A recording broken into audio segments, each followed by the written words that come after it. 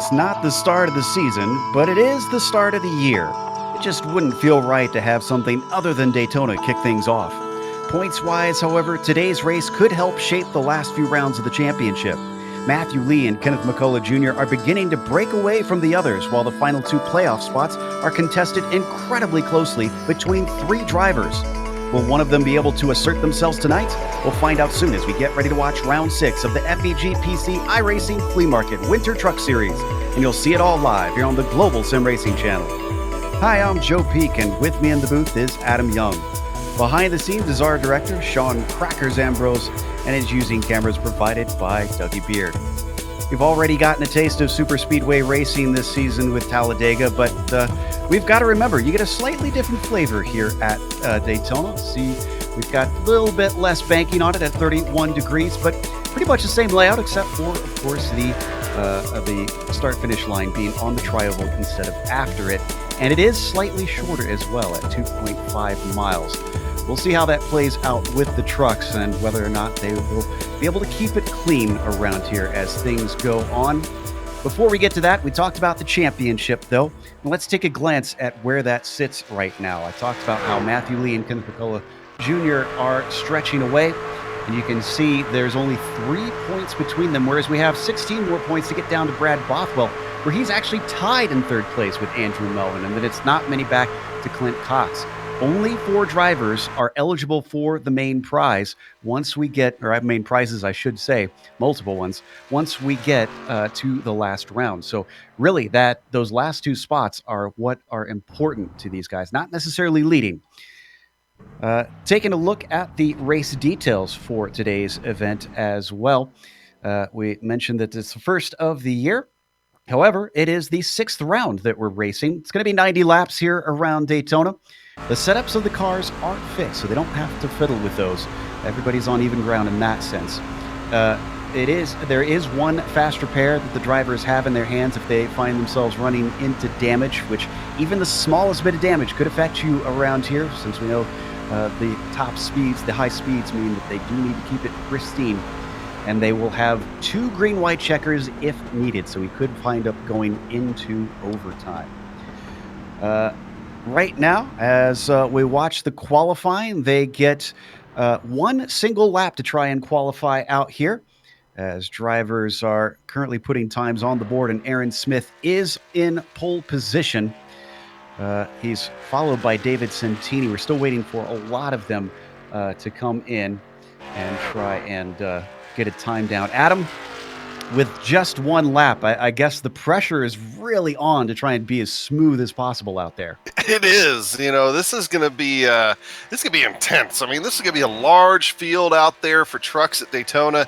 You got a lot of guys that were still waiting. Granted, it's a long session here, so you got a lot of guys that might be waiting till the tail end of the session to lay down that 1 lap. But even then, I mean, looking at even Jared Ix out there right now having trouble on his warm-up lap.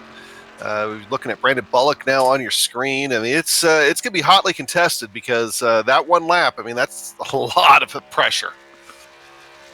Now, one thing that you shouldn't feel pressure on is your PC builds. Well, that's because our sponsor is FEG PC.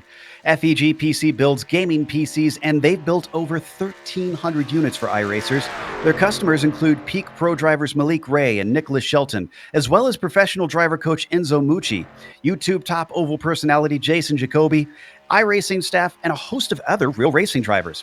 FEG PCs start as low as $595 and all come with iRacing pre-installed, as well as major third-party apps to make it as plug-and-play as possible. In addition, FEG PC has agreements with most of the top sim equipment companies in the business and can be your one-stop shop for racing cockpits, wheels, pedals, shifters, and much more.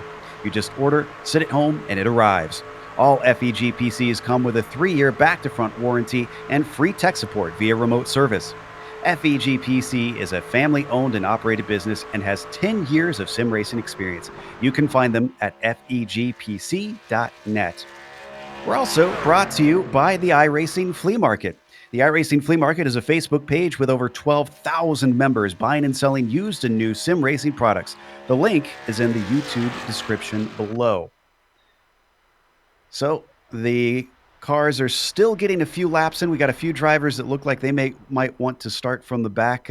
Jacoby just got his in and puts himself into 13th, a little far down for what we're used to seeing for him as we watch Steve McGaffey as well, and that number 2 come around. You know, one thing that they won't have to practice, although they could in here, is coming into the pits. We have a pit reporter with us today to help cover when they dive into there. Rocco Stallone joins us down and will be hustling up and down the lane.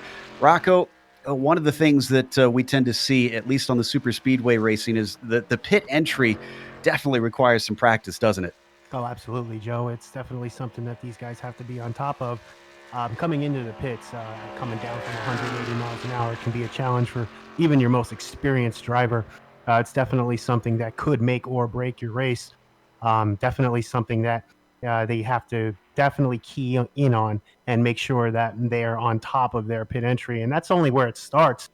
They got to get down pit lane. They got to find their box and make sure they get out of there ahead of the next guy.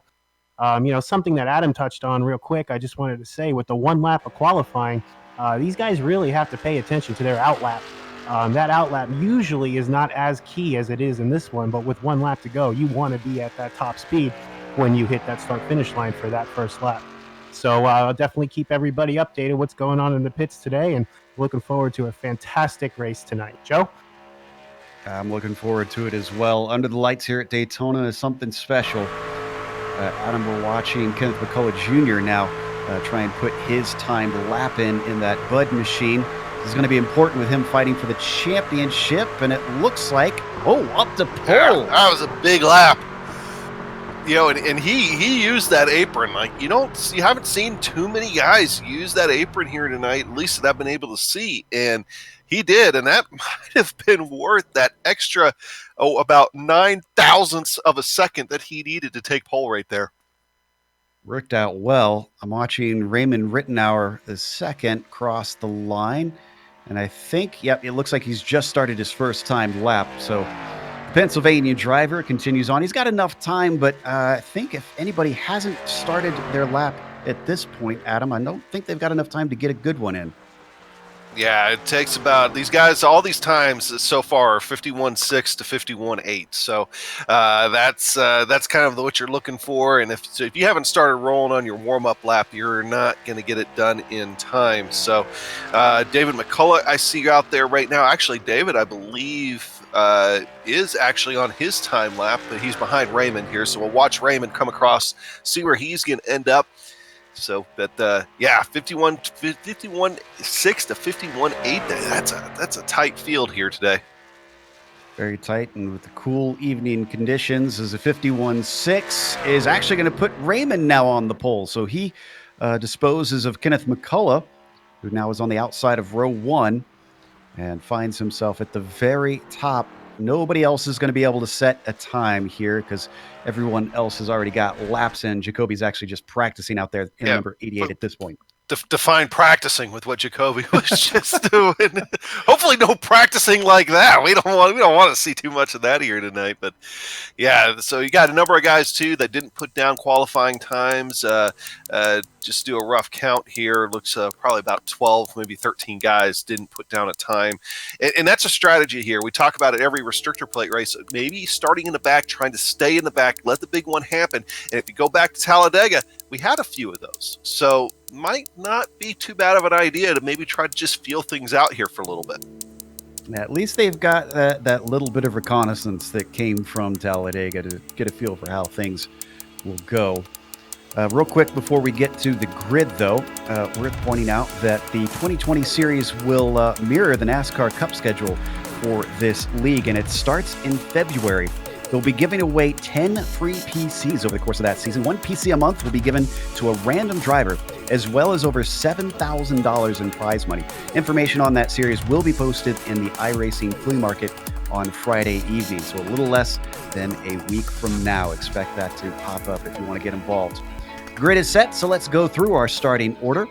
Raymond Rittenauer II is on the pole with Kenneth McCullough Jr. starting in second. Aaron Smith has managed to put it into third place. Next to him, it's going to be David Santini. Davey Hendricks starts P5 today. Josh Bonwell with a great qualifying up into sixth. Jeremy Crandall will be starting in seventh. And David McCullough will be starting in eighth. Brad Bothwell put it into ninth. Outside of row 5 has Ricky Howell Jr. Yeah, going to 11th through 20th here. 11th on the grid, we've got Matt Quick. RJ Corson will start alongside him. Then Ray Jackson and Jared Hicks. And then row 8 is going to go to Tobias Eckenberg and Eli Warren. Row 9, Kevin Sargent, Jason Jacoby. Julia McLean and Hayes Booth will make up row 10. Alec Conklin will be starting 21st with Jose Medina in the 22nd position. Brandon Bullock put it in 23rd. Peyton D. Howell starts P24 today, and then you've got Steve McGaffey in the 25th spot. Jim Ott to his outside will be 26th. The last driver to put a time in was Jason Ayerson in the 27th position. Everybody else has been put in based on their I rating. That's Lee, Johnson, Cox, Melvin, Westerfield, Pluff, Rucker, Brandenburg, Ross, Mill, and, well, the other Rucker. There's Travis and William out here today that will be racing. We'll see if they can make their way up to the front once we get to the green flag here. Adam, just about have everybody lined up. We'll get a full pace lap. And with these cool conditions, I wonder how the tires are going to be today too. You know, tire wear, track temperature still at 78, but you don't have the sun beating down on the track. So that's going to be key there. So, I mean, they're using the iRacing defaults just like they did Talladega, but Talladega tire wear became an issue because the track surface was able to heat up. Here, a little bit more abrasive of a surface, but I don't think it's going to balance out the fact of the lack of sun. So I do think tires will be less of an issue here tonight than what they were at Talladega. Just waiting on David McCullough, Brandon Bullock. Oh, no, we're not going to wait on them. So a bunch of drivers have elected to start from pit lane. That's an even riskier move here, Rocco. That they're not going to have the group to draft off of once the green flag drops. No, it's definitely a risk they're taking. I mean, depending on how many guys are actually going to be in that group starting from the pit lane, it definitely can be something that these guys have to watch out for. If they're not careful, they're going to be looking in their mirror and seeing guys within 10, 20 laps. It'll be interesting to see how many actually do decide to come out of the pits and what kind of group they're going to form. You would think that maybe a couple of these guys are talking to each other and maybe it's a planned strategy, and we'll see how it turns out. Again, it's definitely an unorthodox start for a race at Daytona, and obviously we're all going to sit here and see what happens with them. Joe? We'll keep an eye on that, and Rocco will keep us up to date. They're already down the super stretch coming into turn 3 here. Adam, I'm excited to watch out for this one as we'll go over some of the prizes that they're handing out even in this very race, but it's been incredibly competitive in this league so far. It has. It's been fun to watch, and it's going to continue on here today, especially now that Aaron Smith is going to start on pole, and he wasn't exactly planning on starting on pole. So that'll be interesting to see how that shakes out, too. Just got a bunch of guys that 5 minutes ago, they weren't planning on being where they are. All right, how does he handle being on a surprise pole here? Aaron Smith is going to have control in just a moment because the pace car just peels in now.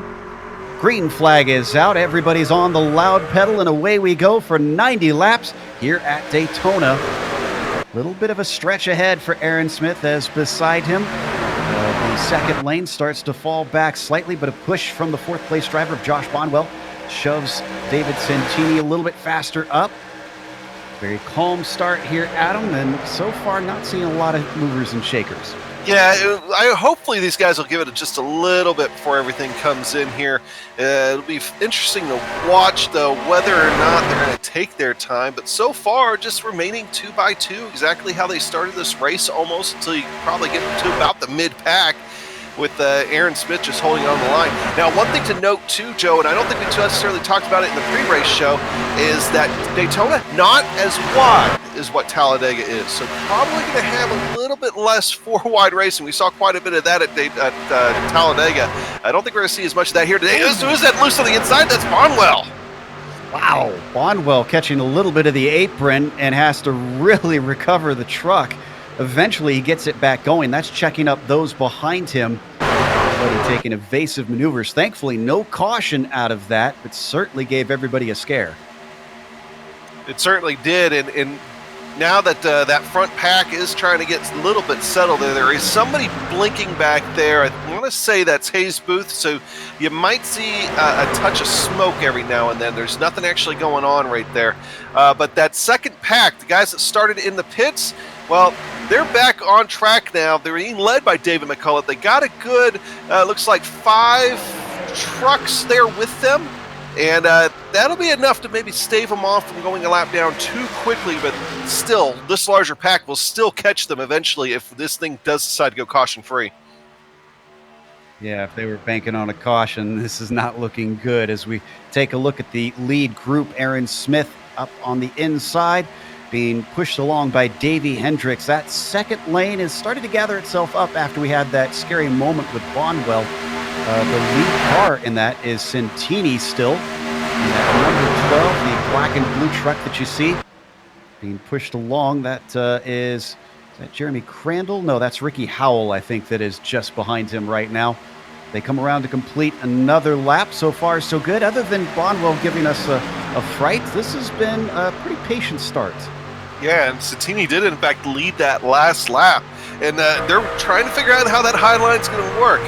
Usually now with this this current aero package that we have here on iRacing, if they're just patient and just stay up there and continue to try to work that line, eventually they'll start working it out and be able to gain a little bit. Although you might gain a little bit, then fall back some, gain a little bit, and fall back some. The thing is you got to trust it. You got to stay up there. That's how you make that high line work.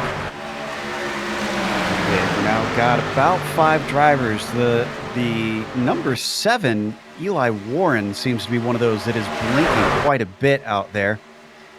So he's not going to be making the surrounding drivers very happy, knowing that he's occasionally disappearing from this virtual world. As we go 3 wide up at the very front, Centini's left out to dry. And who is that up on his high side instead, who starts to fall back? That is Howell. Yeah, Howell ended up being the odd man out right there. I don't think he necessarily intended on doing that, and he'll drop right back in line when he can. I think this is kind of the way it felt out. But you saw there on that last lap what I was talking about with the high line and trusting it if it's going to work for you. That first lap that Centini led, he was only about a quarter of a car length ahead. That next time by, he was a full car length ahead of Aaron Smith. But now everybody left the high line. They didn't trust it, and it falls back. The front pack is still very, very big. So we're right on board with Howell. You can see those puffs of smoke Adam talked about. I hope somebody gets on the radio, lets them know what's going on there. And right now, the main pack goes all the way back to 20th. That's Jose Medina. He was actually just passed by Peyton Howell, who moved up, decided that he didn't really want to hang around up there. And that blinking is starting to get a lot worse for the number 7. These guys are going to be catching the truck of Brandon Bullock here before too long. He does not end the draft, so he's going about 171, 172 miles an hour while these guys are coming up on him at close to 186, 190. And Smith is approaching very, very quickly now. If they stay too wide, could get a little bit hairy. Hopefully they can catch him on the back stretch where he can just easily duck out of the way. High line really moving now. And it looks like that is Jason Jacoby, who's already found his way to the front. Wow. Yeah, Centini got behind him and just started pushing him, and you can see how well that worked for him. I'm telling you, right now, I mean, if that's what I'm looking for at the end of this race, Joe, is who is able to get that outside line working, who's feeling it out. Those are going to be my favorites toward the end of the race because they'll be the ones to be able to make moves. Bullock is now in their sights, and he's going to hang up on the high side as they come through the tri-oval. And they are telling the number 7, this race stewards have gotten on the radio and let him know to drop back to the back of the field. They're not happy with his connection. Oh, Brandon Bullock in the wall. Everybody's okay, though. Yeah, I think everybody did manage to get through. Not seeing the 7 drop back quite yet. Maybe he's looking for an opening to get down on the apron. So we watch this top group still being led by Aaron Smith. You keep talking about the high side being the line to look for, but Aaron's been very comfortable riding down here. In fact, the driver that we're on board with right now, Hendricks, has been pushing him essentially the entire way. Yeah, but it seems like every time we only have, I mean, right now you just have Jacoby and Santini up there with lock and bumpers, and they're running with those guys, with Jacoby now trying to come back on them. I mean, that's, Aaron Smith may be comfortable, but he shouldn't feel too comfortable, especially if more guys join him out there. I don't understand why more guys aren't joining him out there. You can create your own little pack up there and start trying to maybe run away with this thing, but not yet. Yeah, that group has actually started to gain trucks at this point. They're up to 21 because they had Jason Erson catch them. Everybody else is quite a ways behind. That starts with, well, not Brandon Bullock, but it looks like Clint Cox in 22nd is leading the second pack.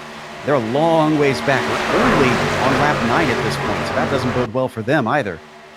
Yeah, Eli Warren was just given a black flag for the connection issues. He is coming down pit road, so that's one of the front runners here in the pack. He's down and out of it, at least for right now, until that connection clears up. So Aaron Smith still at the top of this thing, but Jacoby, and you only got 2 trucks on the outside, and they're putting up a fight against that looks like 4 truck inside line. Number 11 also was told to slip to the back, and I think he did. That's Hayes Booth. Yeah, he's all the way at the tail of the second train right now, so it looks like he heeded the words of the stewards a little bit better than the number 7 there. Sounds like that pack that started from pit lane, Rocco, has not gotten the caution that they need. Have you had a chance to take a glance at them? Yes, Joe, I have, and none of them. There were 6 of them in total that started from the pit lane, and nobody has seemed to catch any traction. Definitely, they were looking for that caution that never came. That might be something, but you would expect in a group of inexperienced drivers. But these guys are definitely able to keep their lines, and this is something that I don't know if I personally would have expected a caution to come out early, but it is Daytona. The big one can happen at any second. But as of right now, that early on gamble has not paid off for these guys. Joe? They don't get lapped because that'll be tough for them to get back onto the lead lap. Adam, I see that high line that you love is starting to work a little bit better for Jason. I'm telling you, you never know if that high line's going to come in until you actually get into the race, it seems like. And tonight, I really think that if people just trust it, I'm going to harp on it all night, Joe, and I'm sorry if people get annoyed with it over 90 laps, but just trust that line tonight.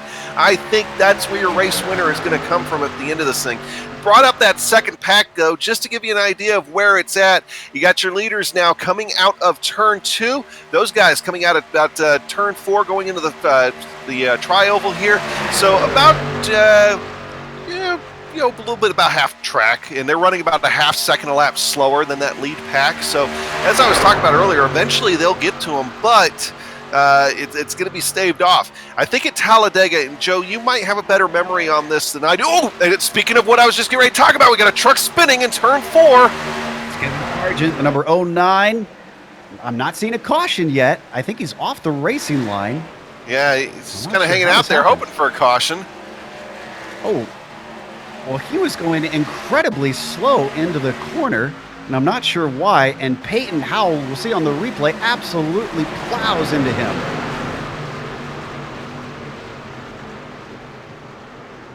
Looks, wow, yeah, just sneaking through. That was Medina. Yeah, that was almost disastrous. And just listening to the note his truck was taking, it almost seemed like it downshifted on him. And as we come back live, he's up into the wall. Right in front of that second pack. Sargent. I mean, the pack of the guys that started in the pits. He's way off pace at this point. I wonder if he's got hardware problems of some sort. So we'll take a look at that a little bit later. Maybe Rocco can try and watch as the car comes in and see if he can suss out what's going on. But as we come back to the front, Aaron Smith has got that low line ahead for at least the time being. Jason running up in that number 88, getting a nice little push from the 12 of Santini. He's going to get beside him. And this has not been perfectly clean up here as well, Adam. I saw at one point the 51 of Eckenberg actually had almost a little contact with another truck coming through just before we saw that accident. But it looks like they split up back between them. Yeah, I think just with the way things worked out, with some of the blinkers and everything else, trying to avoid some things, yeah, that definitely broke these guys up. And I was getting ready to talk about the last, I believe, the first caution that we had at Talladega happened on lap 13. And, well, that was right about the time that we saw the Kevin Sargent incident. It was lap 13. So that's what I was kind of thinking about there. But going back to that, the big loser out of that might actually be Raymond Rittenhauer. You know, he was scheduled to start on the pole, ended up starting in the pits, and, well, he ended up getting some damage there when Kevin Sargent got mixed up with that second pack. That is a shame that has happened to him. That start at the back strategy certainly is not working. Lap 13. Are you superstitious, Adam? Is that... No, not that much. Okay. But, I mean, as a race car driver, I mean, most are. I mean, some of them still put green on their trucks. I haven't quite figured that one out yet. Now, that's an old NASCAR. Yeah, that's true, but that's an old NASCAR superstition there. That's true. Well... Right now, we've been sticking with this front group who are starting to come up onto the back of Kevin Sargent, who seems to be at least up to speed, sort of. Of course, without the draft, he's going to be pretty slow compared to this group. Yeah, he's about 25 miles an hour slower than what these guys are right now. So that's going to be interesting. Now, I'm hearing that we had a truck down pit lane. Rocco, did you see someone come in? Yes, I did, actually. The 20 of Julia McLean came in. Looks like took a 16-second stop. I don't know if she was trying to fix some damage or what was going on with that, but definitely an unscheduled stop on lap 16. We'll definitely stay on top of that, and if anything else happens, I'll let you guys know. Joe? Her by herself, so that's certainly not going to help the situation because you won't have a partner to draft with, so that's not going to work well in her favor. But this front group is, boy, Adam, this is looking a little sloppy now. Yeah, they kind of got a little bit off their game whenever Kevin Sargent went by there a few minutes ago, and then now I think they're just trying to feel things out. But that's where you get trapped in some of these restrictor plate races. It is only lap 17 of a 90-lap race, but you know, it's like you get the adrenaline going. You feel like you've got to go somewhere. You don't. Just ride it out. Just get down laps. It's okay to be 2x2 right now, but we don't need to be squirrely all over the place. Just ride and collect laps. Well, they clicked off 18 of them out of the 90 that we're doing tonight. Hopefully it'll be 90 and we don't wind up with 94 with those extra laps on green-white checkers. Right on board with number 70 of Aaron Smith looking back. Now, what are we expecting, though, in terms of stint length here, Adam? I mean, they've been going green since the very start of this race, so at some point they're going to have to come in for fuel. Yeah, that's going to be the question mark, is how far they can go. And get an idea here, because I think here on this first stop, they'll probably try to run these tanks dry. Seeing somebody come down, I see Ray Jackson coming down there, Rocco. That's right. Jackson is coming down. Another unscheduled stop. Not quite sure exactly what the fuel loads on these trucks are to begin the race with the actual the league settings on here. If one of you guys could educate me on that, definitely be helpful. Again, but it is way too early. Obviously, as we see the leaders just go ahead and, like you said, tacking away these laps. It's going to be something to see. I don't see tire wear being an issue yet, but these guys could be playing a fuel strategy at some point. A lot of laps to go, but being up there when everybody else has to go in and get that last little drop of gas, that's definitely going to be something that maybe these guys are going to try to key up on. And we have one of our drivers that was with the front pack now coming down, the 51 of Eckenberg. We're looking at the rule book real quickly. Oh, Eckenberg misses his pit stall. Ooh, that'll hurt even worse on a green flag stop. But as I was about to say, it is 65% fuel tank. For those not familiar with iRacing, they can change the maximum fuel tank size in these cars to help force pit stops in shorter races such as these. Clearly hasn't stopped everybody, but the few that have stopped have all been solo, which is very curious. Now, I've been talking about how I didn't think tire wear was going to be a super issue when you've seen a bunch of guys now come down pit road. Ray Jackson on that stop took right sides. So maybe he knows something we don't at this point. And looking at some of these other guys coming down, we got Howell now down, Bonwell down, Crandall down. Interesting to see if any of these guys here take tires. Yeah, everybody looking like they're hitting their stall. And so far, I think we've got some good Bonwell's stops. taking tires. Oh, Bonwell's taking all four. Same with Crandall. Fascinating. And this is the first time we've seen a group take stops as well. Conklin and Howell are able to get out with one another. Still waiting on the leaders, which actually are coming in right now. And interestingly, Jacoby is the one that leads them in. Rocco, you've got a big group coming your way, and they've been up front this whole race long so far. Yeah, it's about time that we see the leaders come in. Everybody from 6th place back looks like they started the train, and now everybody's jumping on board. Everybody looks to be taking the 15-ish, 14-ish second stop. I'm going to assume that we're taking a full set of tires for those 15 seconds. I don't think anybody's close to empty on the fuel yet, so these times would definitely think that they are taking tires. Going into Adam's point, maybe worrying about the tire wear a little bit more than we might be accustomed to at a super speedway. Might be coming into play as far as strategy, something to consider in the next few laps. Joe? Interesting development here. Aaron Smith, I think, well, he got out much quicker than all those around him. And in fact, I saw Hendricks miss his pit stall, but he still somehow wound up with Santini and Jacoby. Normally, Adam, I would say that the slow stop would be a death knell, but they're the ones that are together, and Smith is all by his lonesome. Yeah, I mean, he is just completely alone here at this point. Looking at a few of the other stragglers, I'm pretty sure Braden Johnson, by the way, is going to get a speeding penalty here in a minute. Other than that, I think everybody, got down pit road clean. And we were talking right at the beginning of the show about how difficult of a pit entry it is just because of how much you have to slow down. Well, at least one guy's going to get bit. Now, going back to what's happening here, Aaron Smith, though, he's going 171 miles an hour right now. These guys behind him going 184. So they're going to swallow him up, and he's going to have to fight to be able to actually latch on to the back of these guys. That can sometimes be a struggle in these trucks because of the speed differential. There they go right now down the back stretch. Smith, how quickly can he duck up in there? Oh, it's not very quick. Look at them go. Just absolutely left him in the dust. Now he's going to catch a little bit of it here. Is this going to be enough down through 3 and 4? And that's his pit stop was too good. I can't say that very often, but it was too good. Exactly.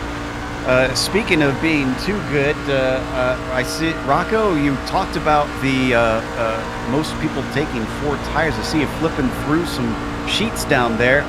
Is there anybody that took 2 tires?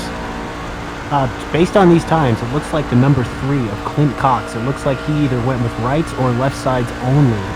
He was actually one of, if not the only, racer to actually spend less than 30 seconds in the pits on that first round of stops. So definitely making up some ground up in the pit lane. Again, I'm not exactly sure if he took rights or lefts only, but his times are definitely showing that he was a lot quicker by far, quickest on pit row in this first round of stops. Adam, if I'm honest, in a fixed setup series, I'm very surprised at the variety in pit strategy that we're seeing, especially when it's been completely green so far.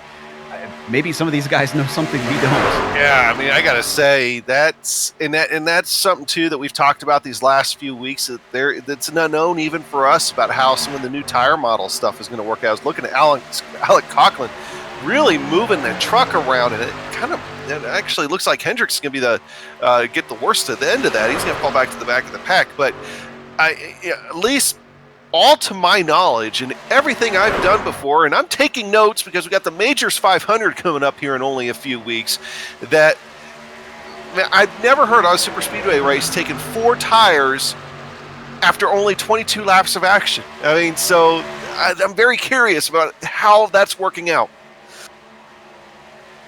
As we duck back to 10th place, Ray Jackson up towards the front of that, but it is Clint Cox, appropriately, who has grabbed the lead in this second group.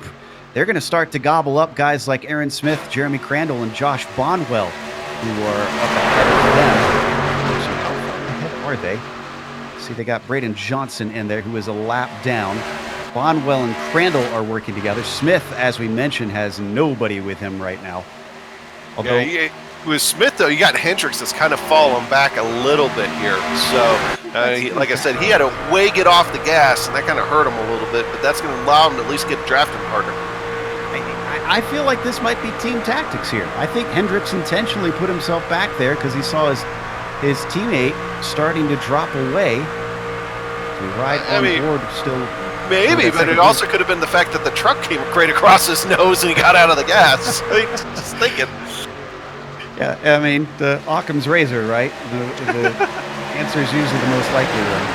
Meanwhile, we were watching that second group there. That's Matthew Lee now that you see in the number 04 that is up at the front of that group. Is this a case of two heads are better than one here, Adam, that we could see this? Because this is a very big group. Could they potentially catch that lead pack? Yeah, they can. If they work together and just really just try to stay in line and just click off laps, they can. Last time by, Jared Ix ran a 48.09. Let's go look at what our leaders are running. Santini is now in that pack. Jacoby's up there. 48.5 was what Jacoby ran last time by. The closest one was Hendricks at a 48.0. So that's 48.08. So those guys in the back actually running just a touch faster overall, with the exception of a truck or two. Well, if I want a wingman for a super speedway race, I think I'm calling Hendricks because his dropping back actually worked. And now he and Smith, you can see right there, are with the front group once again. He risked losing that top pack just by dropping back there, but in the end, the 70 now fighting again for the lead, but we are cautionless so far in this race, and we're about a third of the way through. Okay, some notes. I've been trying to do some digging here on why a couple trucks have looks like almost significant damage that we didn't catch, and one of those right now is Hendricks. His back end looks a little messed up. Santini got into him when they were coming down to their pit stall, and so that back end damage probably, obviously not affecting Hendricks all that much, but Santini got front end damage, and he ended up taking his fast repair. So if something happens in this front pack, Santini no longer has that to lean on. Well, that'll be worth paying attention to as time goes by. This top six they were 2x2 up at the front as they almost make contact there between Hendricks and Santini coming through the tri-oval. They come away the other side with both cars still running. But, man, that was dicey for a moment, especially when nothing is on the line this little into the race. Yeah, like I was saying, especially now these guys, they need to get in line and start working together a little bit more, because that next group, they're going to start to come. They're going to start to come real quick. Yep. Currently, the order there is Lee, Ix, Cox, Westerfield, Jackson, and Melvin. Many more behind them. In fact, they're all single file. Look at that. Just a well-ordered train compared to what we're seeing in the front group. Granted, we got a little bit of a gap between Melvin and Jackson. Jackson rides in the number 4 that you see there with the gray and red on his truck.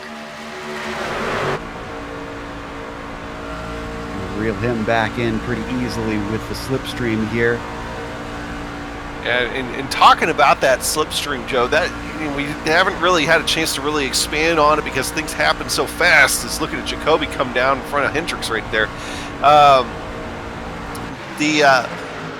Looking at that front pack where Hendricks and also we were talking about how far back Smith had fallen, and we were thinking, oh, they fell way back. And it was amazing how fast they were able to catch up, and that wouldn't have happened if Hendricks didn't go back. For whatever reason, he went back and just kind of put himself between Smith and that pack, and that probably sucked up better than I've ever seen one of these trucks at Daytona suck up, and pulled Smith right back up in the lead pack, and of course you got Hendricks up there now as well. And looking through our points, because again, as I said, this could change the complexion of the championship. All of our front runners in the championship are nowhere to be seen at the front of this field. Matthew Lee, who is currently leading, is down in 10th. Oh, this is getting interesting. Split in this group here. One went high, one went low. Looks like they're going to be able to get around. Now actually we'll have these lap trucks here mixed in. That's Jason Aronson and then David McCulloch. So we're going to have lap trucks here mixed in with your lead group. And we've seen that could also really cause a bit of a mess depending on how they play things. Sorry, Joe. I saw I saw David McCulloch go high, and then I saw Aronson kind of go low, but not quite low, and I knew that the lead pack could be in trouble right there if things didn't go right. Thankfully, it did. Still running, still moving, and still no caution. Rocco's getting in our ear, though. It sounds like there's more penalties happening. Yeah, Joe. Eli Warren was just black flagged again. Again, it's probably due to his speed on the track, like you addressed earlier. We're not sure if he. Oh, sorry, trouble? we almost had trouble. David Santini got all sorts of sideways out of turn 4 and managed to catch it. I think Ricky Howell Jr. was involved in that. Let's take a look at the replay. It's a miracle this did not wind up in a bigger accident. Looked a lot less dramatic from onboard than it did from up here in the booth. Sorry there, Rocco. Oh, that's fine. Now, also something to note, I did see Jared Ix in the one truck. He did seem to have a little bit of bent up sheet metal. Does not seem to be affecting him now. Definitely something that we have not seen him in the pit lane yet to address. So he's cruising along now in 9th place. Does not seem to be affected much by the little bit of damage he seems to have incurred at some point during this race. So back to you guys. Yeah, and I went back and I looked forward that damage because it was one of the trucks I was curious on. He ended up getting it. He ended up being one of the ones that got onto the banking during that Kevin Sargent incident, and that's where Julie McLean got into the back of him. I wonder if that's why Julie McLean had to make that really early pit stop. It was because of her front end damage that she got from running into the back of Jared Ix, but she didn't have anywhere to go. There was a big checkup and everything. Meanwhile, as we watch on board Matthew Lee, he's been giving a hefty push to Jared Ix. That damage certainly getting a little bit of help there as the 04 tries to help him pick up speed. And where are they in relation to Bonwell? Have they caught up any since we last looked? The gap is so big, it's hard to tell.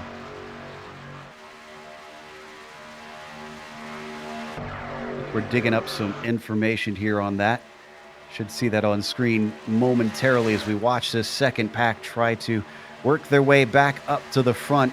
What a strange super speedway race this has been thus far. It really has been. Those guys have kind of fallen off a little bit. Jared Ix, that last lap was a 49.0. It's almost a second slower than your lead pack, so that's a little weird. There you see the difference between Ix and Jacoby, yeah. Need to go look to see if something happened there.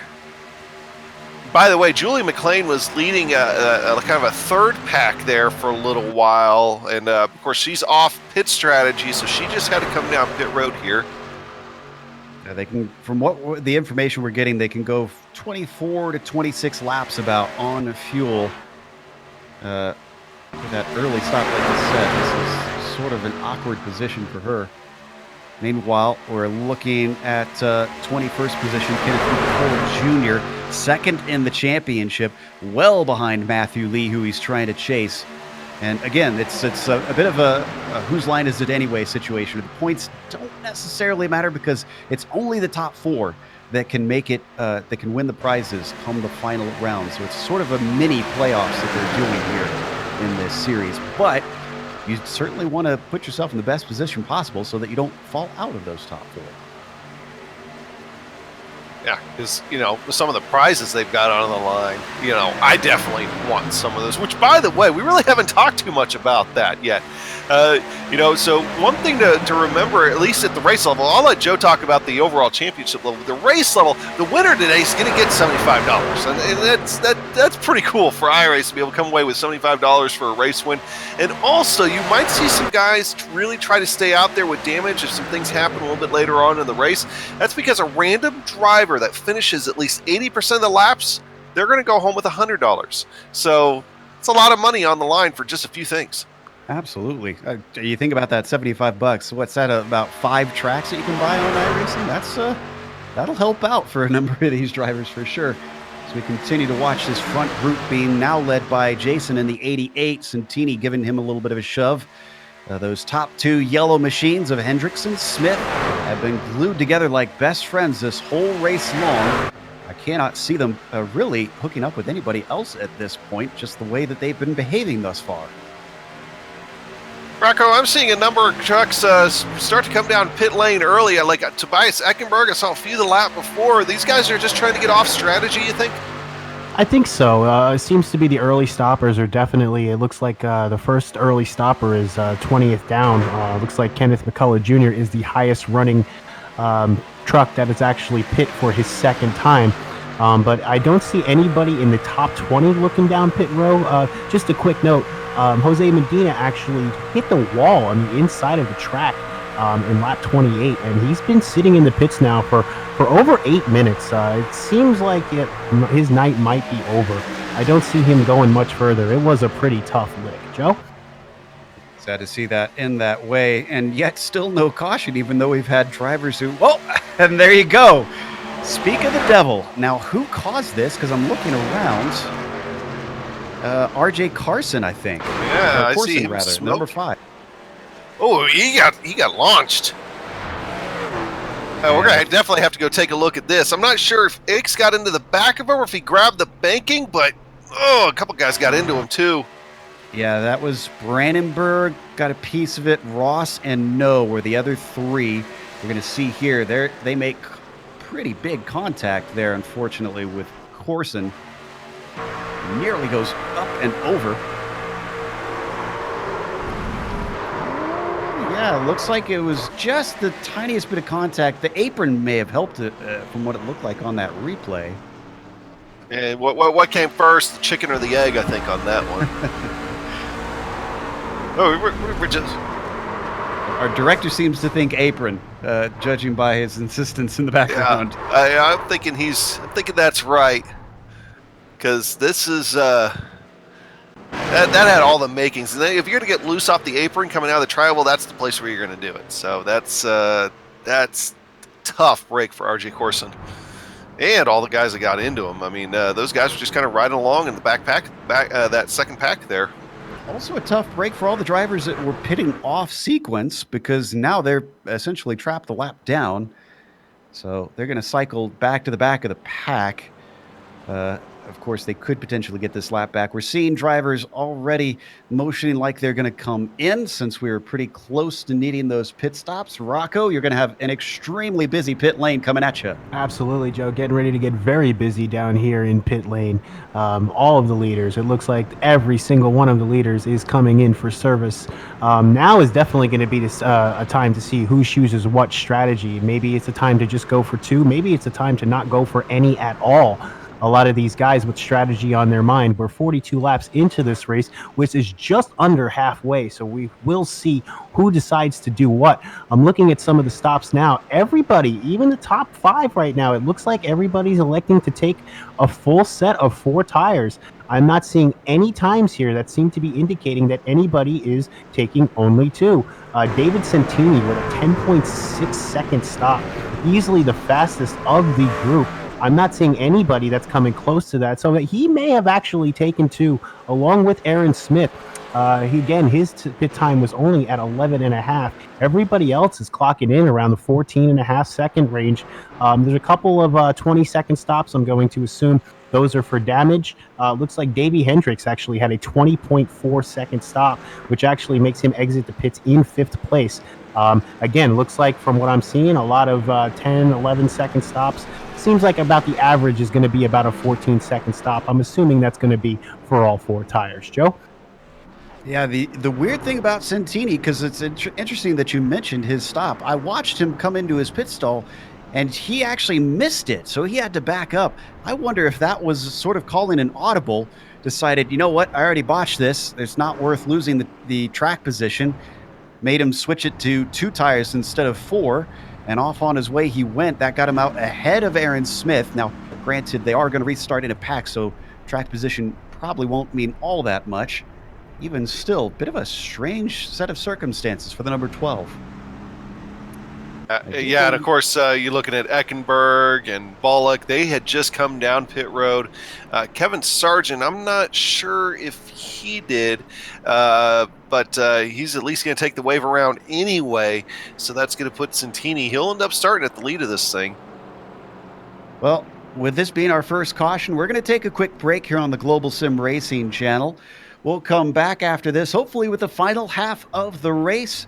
It is round 6 at Daytona International Speedway for the FEG PC iRacing Flea Market Winter Truck Series.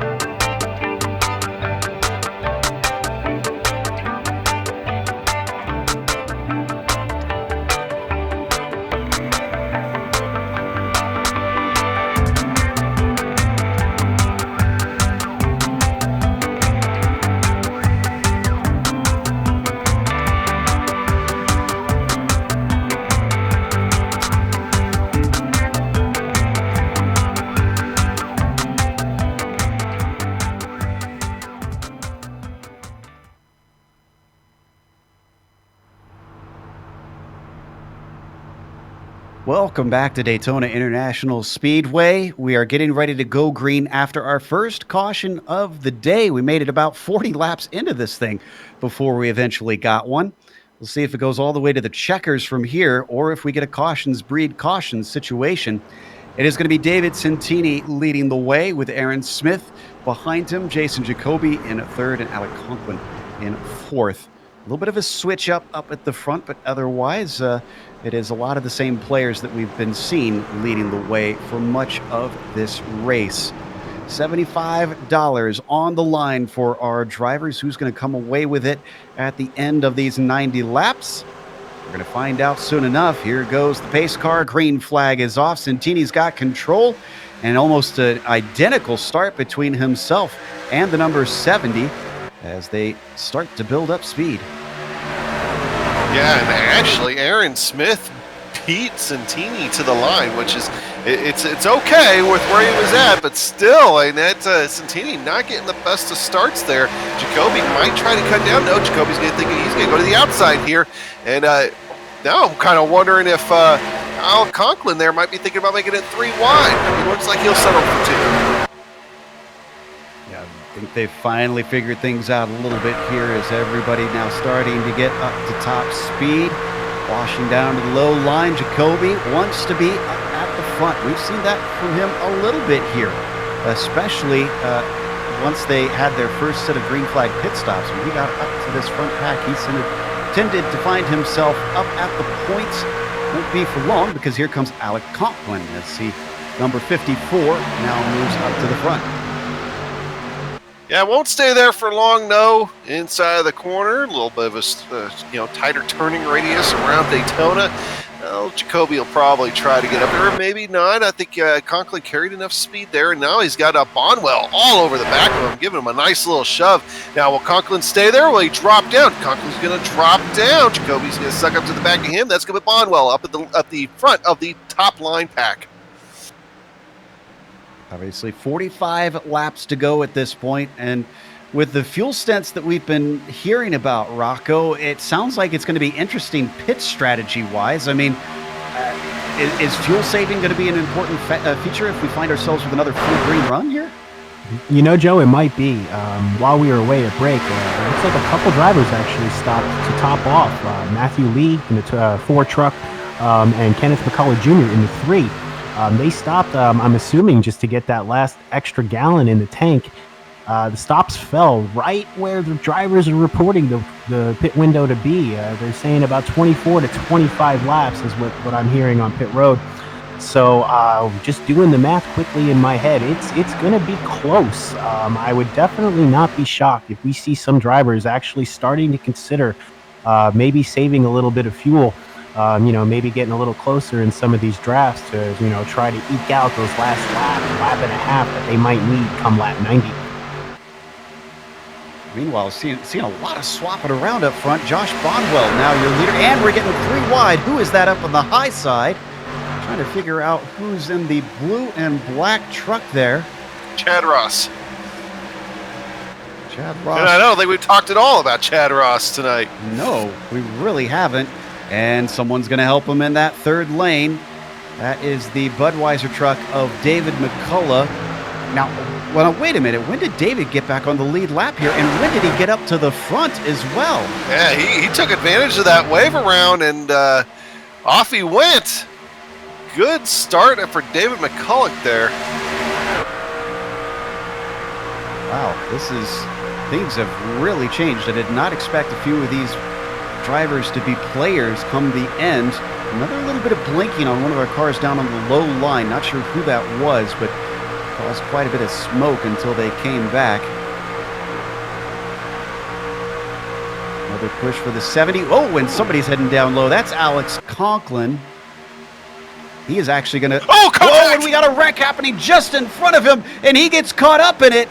It looks like that is... Who is that? That is Chad Ross, actually. No caution either. Oh, how do we not have a caution? Oh, that's huge. So this started with David McCullough and Jim Ott making the slightest bit of contact. Poor Chad Ross was to the outside. He got tipped inward. And, man, if he had just not decided exactly when he did to drop out of it, Conklin actually could have been perfectly okay here. Now, if you want to ride, let's go on board Clint Cox and ride on board with him real quick, because he went for a ride through that thing. See if we can find the replay here. From Cox's perspective. Whoa! He's going to get clipped by Aronson, and then through the infield he goes. He's dead sideways, pulls it out before he gets to the inside wall, hits that access road. That access road ended up being a saving grace, but he still has to ride that grass almost all the way around 3 and 4. Great job by our director to find that one so quickly.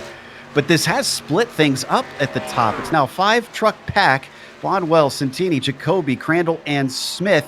And then you got a big gap back to 3 of them, Hendricks, Booth, and Westerfield, who are trying their best to claw their way back up there.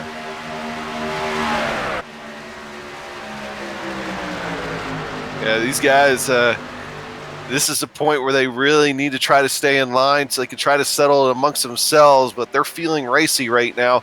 And I'll tell you, that second group there with Hendricks, Hayes Booth, and Westerfield, if they could stay in line, they have a chance of latching on, because now it's a reverse roll. You got Aaron Smith at the back of that pack with David Hendricks trying to catch up to it. And Hendricks might actually be able to do it. It looks like he's creeping forward. Booth and Westerfield are certainly playing nice, although Hayes Booth was the one that has those connection issues that we were talking about before. So even though he is in the front pack, he hasn't really solved his problems with his router.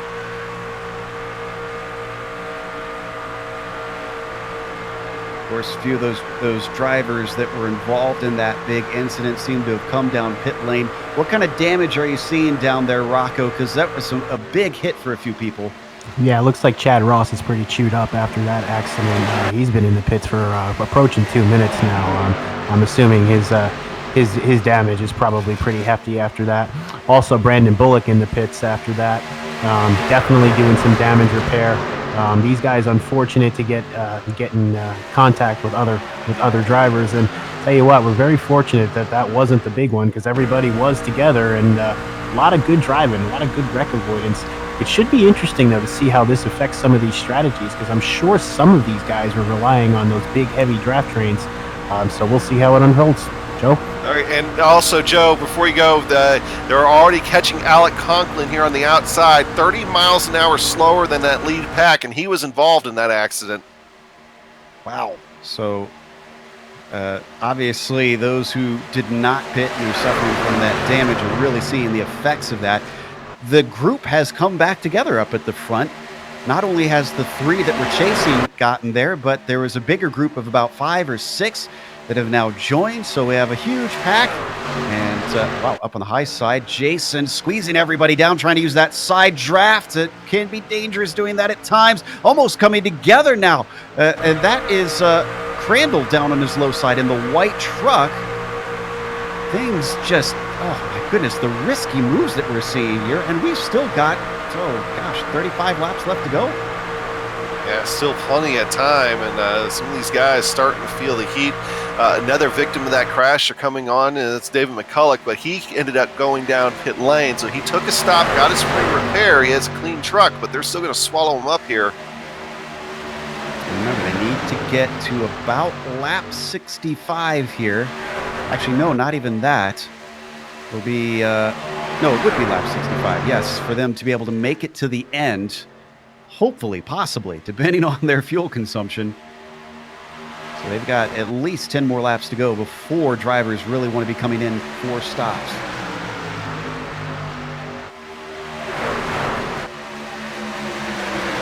A little bit of a high line going, but it's broken up. Otherwise, this front group seems to be mainly the low side, all in a train. Yeah, and they're all pretty much still kind of all over the place, too. Nobody's kind of bobbing a little bit. It's a little bit more than what I'd like to see at this point. And Josh Bonwell kind of drifts high just a touch. So the guys try to follow him a little bit, and that allows Jacoby to try to inch up there. Then Jacoby will fall back in the corners, and maybe he'll get a push down the straightaway. Just a lot going on here, and maybe some of it shouldn't be. Now, the 2x2 is okay. That's okay, but we don't want to be too racy right now. So they now head their way under some of those lap trucks, staying on the high side. You know, it's not just the $75 to the winner that's being handed out today, but they're also picking a random driver who completes 80% of the laps to get $100. So incentive to keep at it, even if you don't find yourself in contention for the win. That was a big bump through the tri-oval that Bonwell received there. I'm surprised he didn't lose the truck. And of course, Jason drops back down in front of him as soon as he's got that line. And you mentioned the championship earlier. Well, if $75 and $100 sounds like a lot, how about this? The champion has their choice of either $500 in cash or Hoisingveld sprint pedals. That is, both of them are pretty desirable if you are a sim racer. And that'll be, again, the top 4 drivers coming into the final round that will be allowed to compete for that prize. And if you'd like to donate those Huskenfeld pedals, I'm in need of pedals. So you can just You got to be able to I'll give you pronounce my it address. first. Yeah. Maybe. I don't know. Just the last race, you feel like, my pedals are good enough. Maybe I can give these away. I'm just saying I'm a candidate. I announced my candidacy for the Huskenfeld pedals 2020. Don't want to get too far into the weeds here, but funny story about that. I actually got my wheel because Brian Yazik won a championship and got himself a wheel. So that strategy can sometimes work. Meanwhile, as we watch the field come down the backstretch, Hayes Booth went down there and he just went down there. Like, he went down there all on his own. I wonder if he just wanted to be to the back of this pack. But instead, I think he went too far back. He went too far back. I was going to say, I thought maybe he thought that he wanted to get himself a little bit of clean air, but I'm not sure. Well, he has a lot of clean air if it was Booth, he needed to get out of it. The connection. Yeah, he was blinking a little bit there for a little bit. Yeah, so that might have been it, but I don't think he wanted to go that far behind these guys. He just lost the draft. Interesting development up at the front. If you notice a blue and black car suddenly going backwards, well, Jason Jacoby just got left out to dry. Crandall, Bondwell, and Smith all juked upwards at the same time, went around him, and demoted him 3 places and just 1 straightaway. I don't think they wanted him up front. Jacoby's strong. Jacoby likes that high line, too. He's already getting it to work. He's already crawling up to second here. He's going for the lead already again. So he doesn't need the help that they need, apparently, or at least not as much, because that was some real teamwork between those 3 to just instantly make that move. But clearly it didn't have the great effect that they had hoped, as Jason looks like he's getting pushed by Ray Jackson up there in the number 4. Or excuse me, no, that's Jackson back there. That is Santini in the 12 pushing him.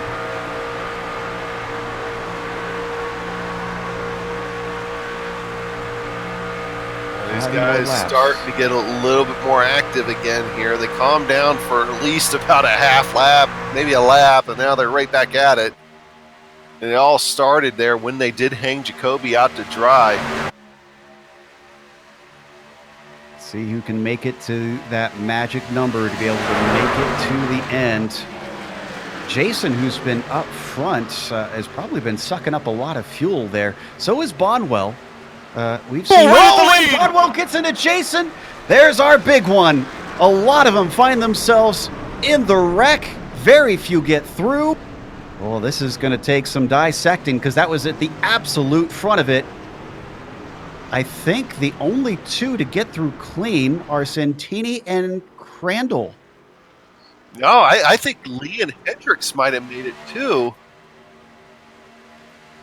Well, Hendricks made it. He did tip his teammate around, unfortunately. You're right. Both of them just squeaked by, but Hendricks might have gotten slight damage from. That's very, very reminiscent. Because I think, going back a little bit, I think one of our wrecks in Talladega was a lot like this, right at the front of the field. It took out a lot of first. And if you want an interesting viewpoint, Jim Westerfield almost made it through. If we could ride on board with him, basically came down to the last car that he was going to pass, and he just didn't quite pick the right side. Otherwise, he would have had a miraculous escape from the very back of that group. He's the number 35 car, Jim Westerfield. See, it looks like we've screwed up the onboard here. Oh, so much smoke. Got a little tip there, and then the 70 was sideways right in front of him.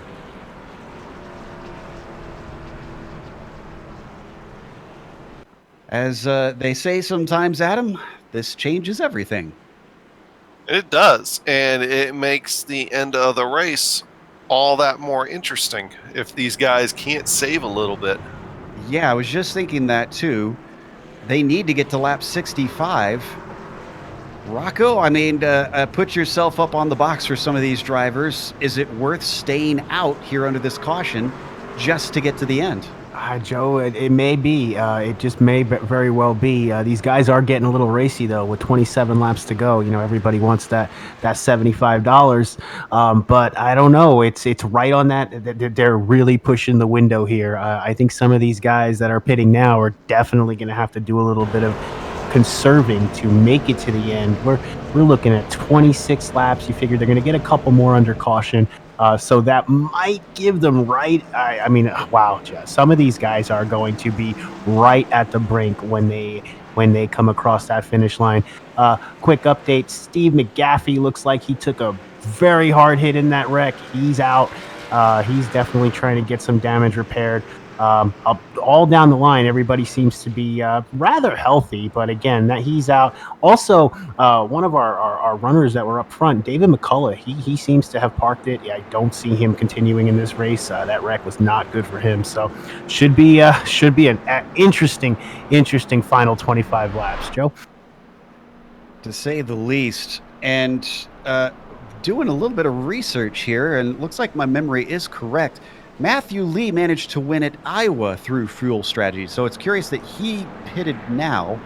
I wonder if he'll come back in and top off when they come back around just before the green. We're kind of watching to see if any more drivers wait. Pretty much everybody came in, though, on this lap.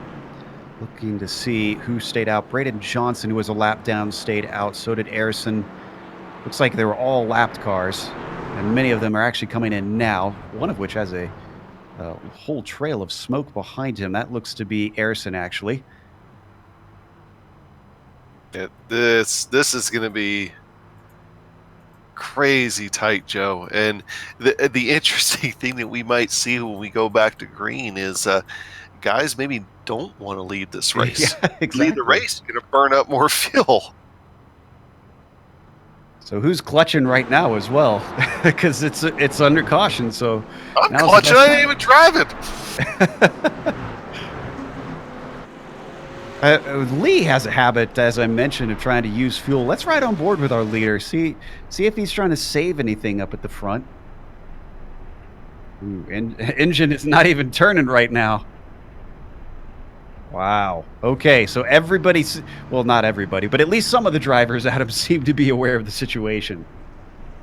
Oh, they're all aware of it. It's just a question of whether or not they can do anything about it. Yeah, like I said, I feel like if I was on the lead lap, I'd say, let's take the gamble. Let's stay out. Just come in. The thing that will be, fun to watch. Of course, if we get another caution, this all goes out the window. They can even stay out and save enough fuel to make it the rest of the way. But we were being told by some that the pit window is 24 to 25 laps, but we were watching them earlier in the race, and they really only went 21 to 22. Now, whether they were doing math backwards or trying to figure out pit strategy for the rest of the race, playing it backwards like a road course race even, can they truly go 24 to 25? Because if they can, they have a chance to go. If they can't, if it's only that 21 or 22, I think we're going to see a lot of guys make maybe one or two, maybe take pit stop, one or two to go. And as we get the lights off on the pace car, we do have some drivers coming in. Rocco, do you have some names for us on those who are trying to top off here? Yeah, it looks like Bothwell's coming in to top off. Actually, according to some of these times, they might actually be taking some tires. I'm seeing Bothwell, Smith is in, along with Howell Jr., Matt Quick, Jim Ott's taking some. So is Clint Cox. Looks like they're definitely, again, according to these times, it doesn't look like they're just taking fuel. It looks like they're taking tires. It's going to be interesting, especially if this thing goes to sudden death. If it goes to a green-white checker, there might be some guys trying to gobble up some gas at that start, and that car might not go. It could be interesting. I tell you what, Joe. Yeah, I'm seeing Bothwell, as you mentioned, is the highest position driver who has topped off, and he is going to be restarting in 11th. Santini will be controlling things at Lee will be controlling things at the restart. Santini will be next to him. Both of them have been pretty fast so far today. Really, one that I want to watch out for is Davey Hendricks, who has been pretty much only up at the front all day long. and could potentially be a threat. They come out of turn 4 now. We're going to get restarted on lap 66, just within the pit window, supposedly. So who's got enough to make it? Who can stretch the fuel to see the checkered flag? As the pace car now ducks in, Lee has control. Green flag is out one more time here at Daytona. And they get the trucks going slowly up to speed. Yeah, slowly's right. I didn't hear those guys crank on the throttle right away either. So they've got it in the back of their minds. They don't think they're safe yet at all. We kept wondering who is going to want to lead this race, who is willing to risk putting themselves up at the front like that. And as we said, a caution could throw everything out the window. We aren't guaranteed this going green all the way till the end. So far, it's been very, very calm up at the front. And this is very contrasting to what things were before that last caution here, Adam. It is. And I'm going to take the chance to go up on my soapbox real quick and talk about fuel mileage races. I know some of y'all out there hate fuel mileage races. You know what? It's a part of racing. It's a great part of racing. It's all about strategy. Who can save the most? Sometimes who can save the equipment's the best thing about it. And that's what we're seeing out there right now is, oh, that front pack got close, goes 3 wide with Santini in the middle. That's Hendricks going to be hung out on the outside. Santini's slowing him up. That inside train really getting moving here. Yeah, Santini wanted to come down on the low line, but Lee had the speed and he wasn't willing to give it up. Almost went over the double yellows just to try and keep it and not have to lift. And that caused the 12 to have to swerve back up, not wanting to cause another wreck here. He is getting it right back because Hendricks has given him a push. You know what? Honestly, I'm with you, Adam. I actually enjoy fuel mileage races. They tend to give us some of the best excitement here that we've seen on GSRC. So much intrigue, both here and in real life. There's so much intrigue. Will they or won't they? You just don't know. And that's what we got. I mean, who's going to be able to save some? Who can't? And I'll tell you right now, who can't? That's Santini. You can't save nothing out there leading the pack like that. Yeah, I'm with you. Any race where you don't know who's going to win it when it comes down close to the end is a good race to me. And now that top line, what happened there? Steve McGaffey, who's a lapped truck, is he actually plugging things up? Josh Bonwell stuck behind him with no place to go. I thought we were going to go 4 wide for a second, but the 2 finally gets down. Yeah, right now, if we're talking about fuel mileage, and if this thing goes the rest of the way, it's going to be those guys that are kind of in the middle of this pack able to save the most. So your Lee, your Jacoby, well, Jacoby not now, he moved out in front. Melvin up there, he's got a clean truck. Conklin took his fast repair, he's got a clean truck. How about Tyler Pluff? We haven't talked at all about Tyler Pluff. I think he's got a good chance. Yeah, boy, talk about a dark horse coming in. The number 39 really hasn't been a factor all day long. And suddenly here he is, and he's also going to take it 3 wide, as that is... That's Bonwell up on his high side, and I think that's Crandall below him. Speaking of 3 wide, I thought we were almost going to go 3 wide there at the front with Jacoby kind of slowing up a little bit. I thought he was going to get split, but he's back in the lead of that top line with Santini taking back the lead of the race. Coming up with the lap truck, that's Braden Johnson going around on the outside. Doing a good job staying out of the way. He's running 26 right now. Not really causing any sort of headache for them, so everybody is cleanly through. Now these guys will be catching Jared Ix here in a few minutes, who's back with a clean truck, but he is out of the draft. That last car on the lead lap, that'll give us 22 once Ix gets passed here by this group. It shouldn't take long. And you have to go all the way back to Brandenburg in the number 77, who is still pretty much with the, well, not with the group, but he's not nearly close to being lapped at this point. Riding on board with Jacoby, looking back at the train. The double wide has been moving pretty smoothly now, but they've overtaken a few lappers. Here goes Ix. Great driving from Ix. He is going to duck down low, get out of everybody's way on the backstretch.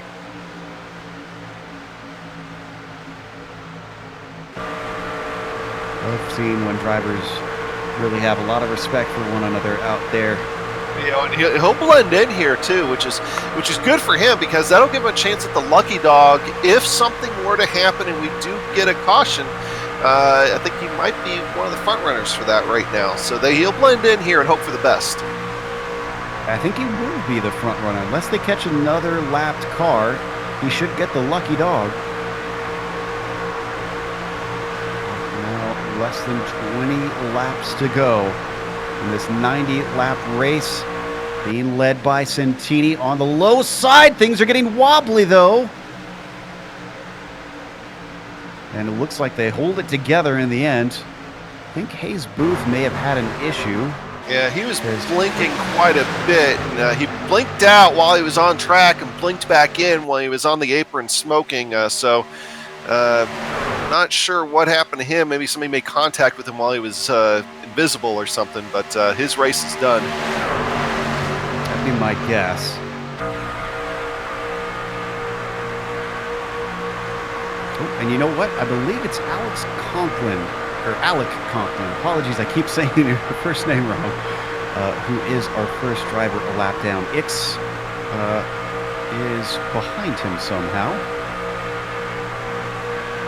Not entirely sure how, though. I guess they must have caught them, or they may have been just a part of that pack.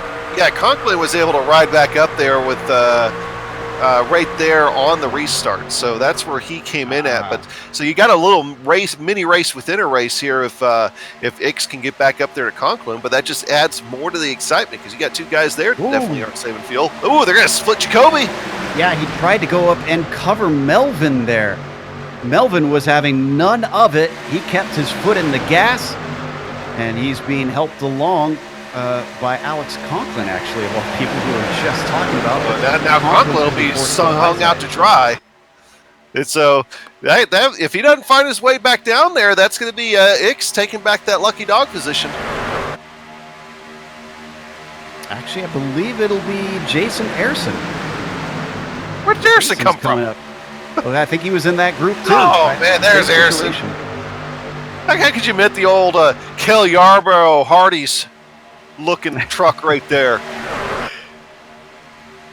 Man, sad to hear we lost him there a few weeks ago. Just a legend. Eventually, the passing of time claims them all, but glad that we got to have him as long as we did.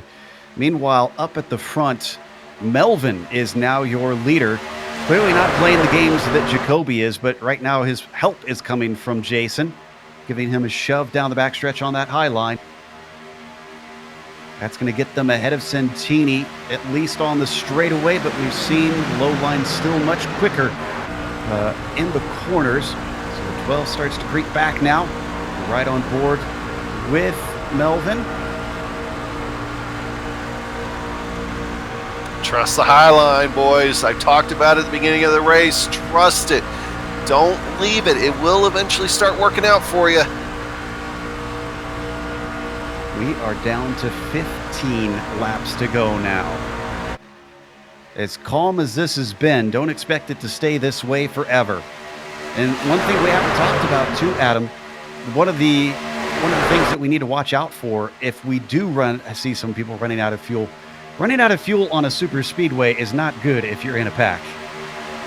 No, and that very well could be the caution. And that would probably give us a green-white checkered if it happens where we think it might happen at. Yeah, you definitely don't want that. So it's like as soon as you start feeling the truck sputtering, you got to start trying to work out at getting out of the way. The good news, though, is that at least at this point, you won't be alone. I think we're going to see, if we're going to see guys run out, we're going to see it run out almost all together.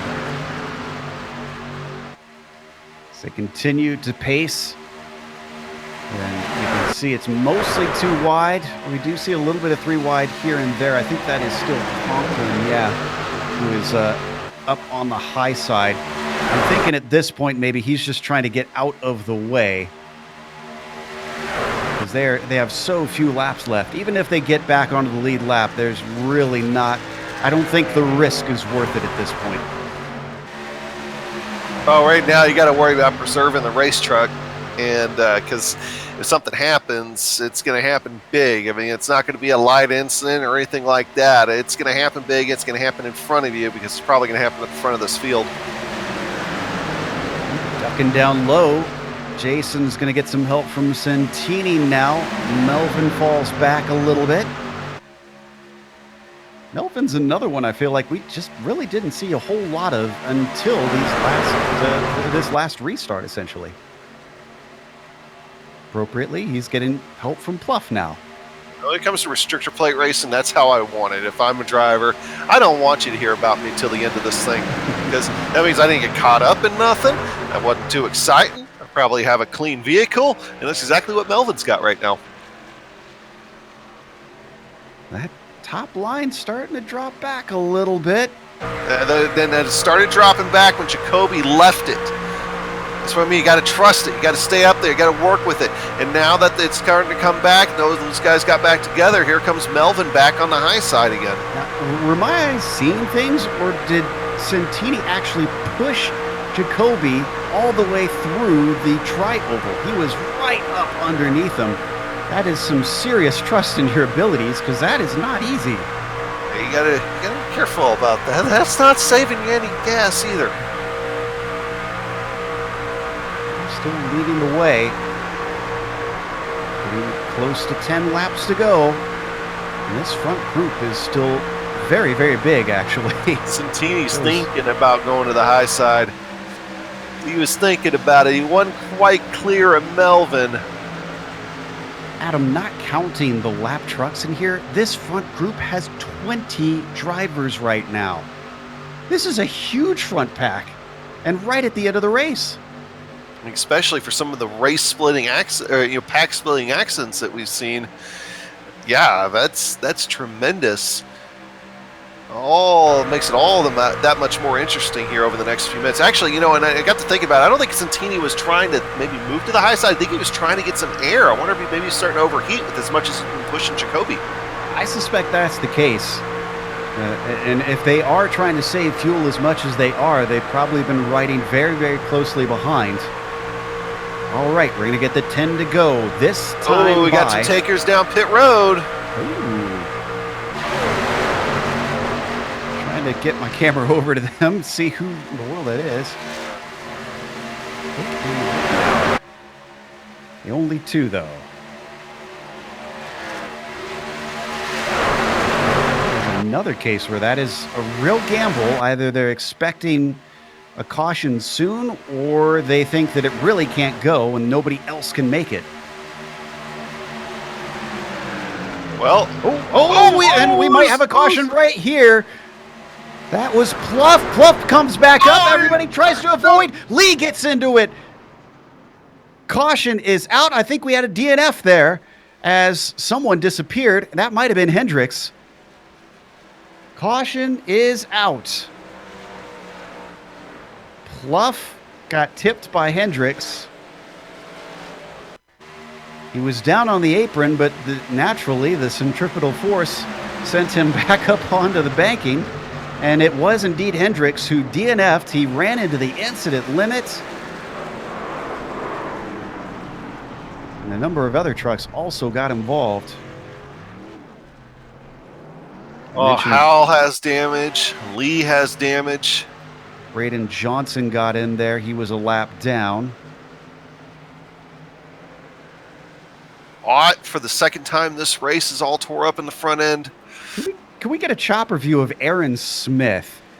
Look at this miraculous escape. He was stuck on the high side and he had inches to spare. The number 70 was, watch this. Woohoo! Racing gods have smiled upon Aaron Smith because he is now in the hunt for the end. And this takes away all of our worries about the fuel saving. Now, did those drivers get back on the lead lap that ducked in? That was Rittenauer. Rocco, were you able to see if those two that stopped were able to stay on the lead lap? It does not look like that they were able to stay on. Actually, I apologize. It does look like that Riddenauer and yeah, he was. Both of them were. Question now though is what kind of tires do we take? Do we go to the end with no tires? Do we take 2? Do we take 4? Looks like everybody's taking 4. Santini's taking 4. Let's see here. As these times come in, I apologize. Riddenauer did not take any tires. Matt Quick fuel only. As we're going down the list and as these guys come out, it looks like Aaron Smith took 2. As we're a lot of activity down here. Bear with me, guys, as I try to let everybody know what's going on. Looks like a lot of 2-tire stops. Looks like Jason Jacoby decided to go with a full 4 tires, as well as Andrew Melvin. Those guys have been top runners for the last 20 or 30 laps. So it'd be interesting to see how they can come through this pack. They're going to be starting at about 10th and 11th place. So a lot of different strategies. It looks like the best way for track position right now is just a splash of fuel. Riddenauer, Matt Quick, and Santini are going to come out as your top 3.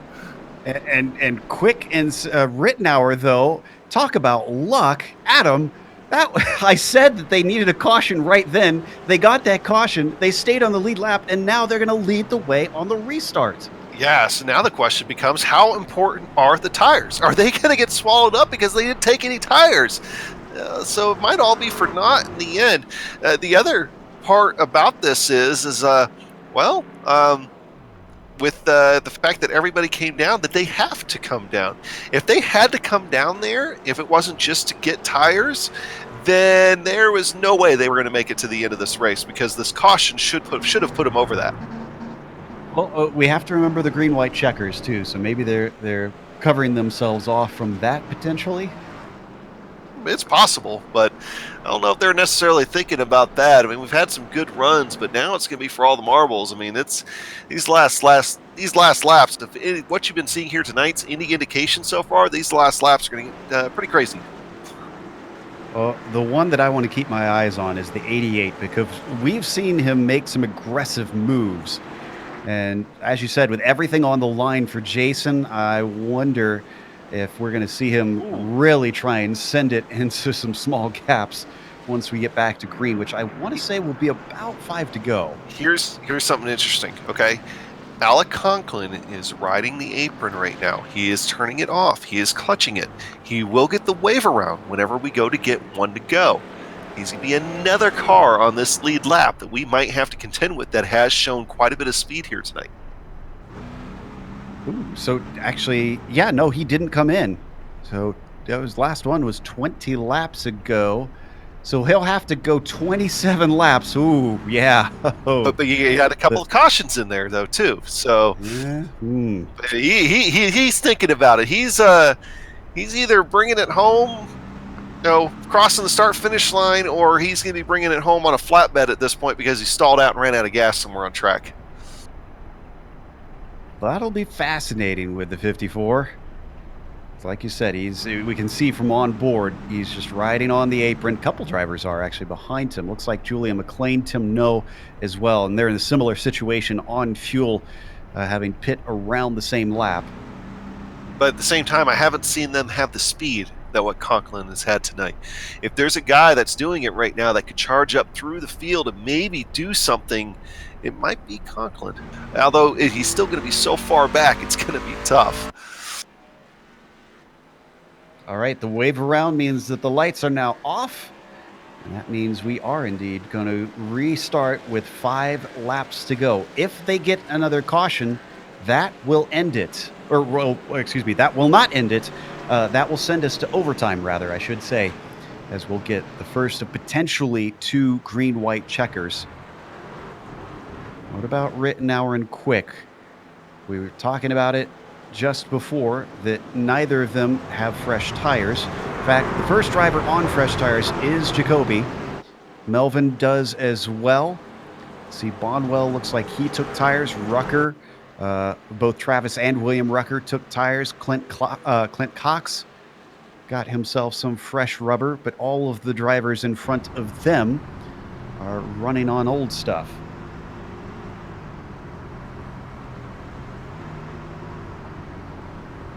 Down the back stretch, We haven't seen the pace car a whole lot out today, which is a good thing, and it's been some great racing out there.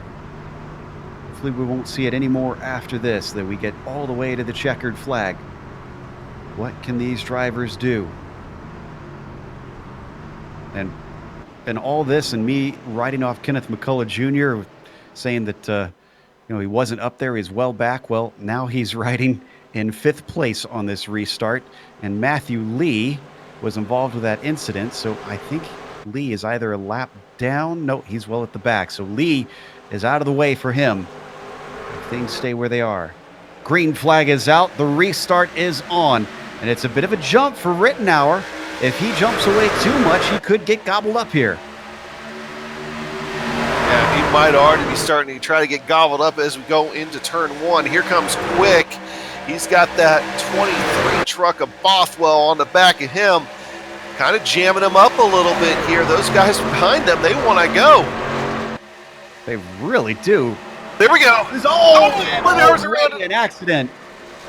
Santini involved in it. Oh, and a lot of people are getting involved as they're trying to squeak their way through all the smoke, but I'm not sure that many are, and we've seen plenty of these drivers already take their spare truck.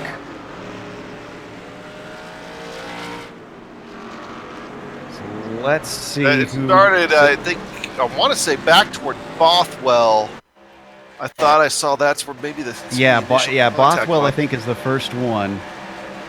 He runs into what looks like Santini, and that sends him up into Howell.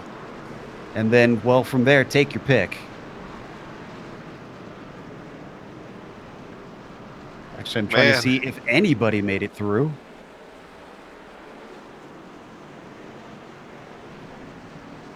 I want to say Crandall, I think the number 73 had a pretty lucky escape.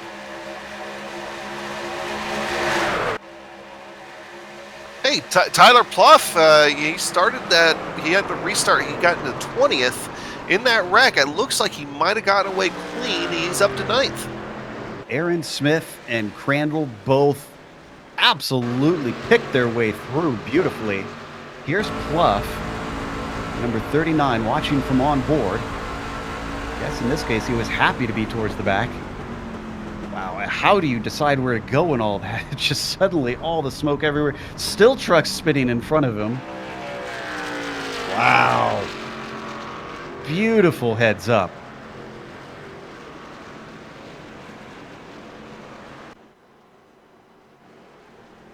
So we come back live. This will take us to a green-white checkers. And so your order now after that, though, is McCullough is now your new leader. Aaron Smith, as I mentioned, made it through. He's in 2nd. Crandall into 3rd. Melvin is in 4th. Now, I'm wondering how many of those back here actually do have damage, though. And just have to stay out by force majeure here. They have no other choice but to suck it up and try and take it to the checkers. Looking on our cameras, see if any of the front runners have any sort of damage.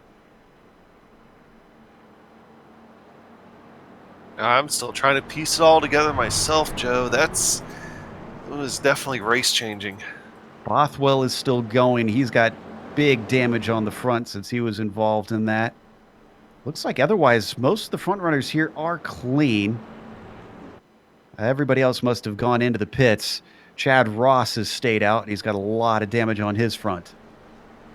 Now, interestingly enough, I'm having a hard time saying words like that tonight, Joe. Alec Conklin went ahead and came down pit road. Probably because, we're going to get a green-white checkered here, I think, out of this. We're not going to go back to green in time. So that's probably why he came down pit road. But he still has a clean race truck. And like I was saying before, he's shown some speed, but now feels no longer concerned for him. This is true. Now, you'll have to refresh me a bit on the green-white checkers rules. Will they slot the lapped trucks back behind all the lead lap trucks here? Or will they all be mixed up once we get this restart? They should slide them back. I want to say they slide them back. I'm trying to remember myself how iRacing does it. But I do believe they slide back. All right. So I was hoping that'd be the case because really what we want to see is a straight fight between the top drivers. Do have a little bit of damage on the back of Jacoby, and I can see Smith with a little bend. We're riding on board with right now on the right rear of his truck. Yeah, and I think he got that in the previous accident. I don't think Yeah. it came from this one.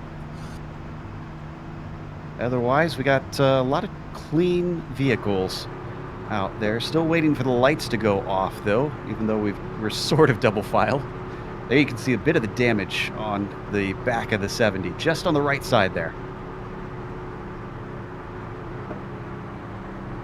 Did get confirmation, by the way, that it will be a green-white checkers.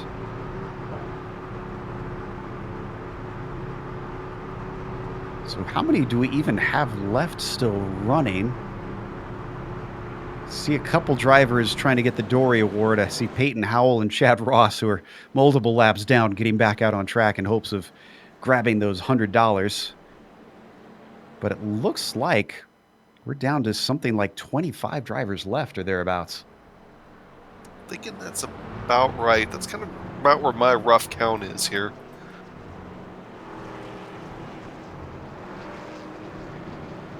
So let's see.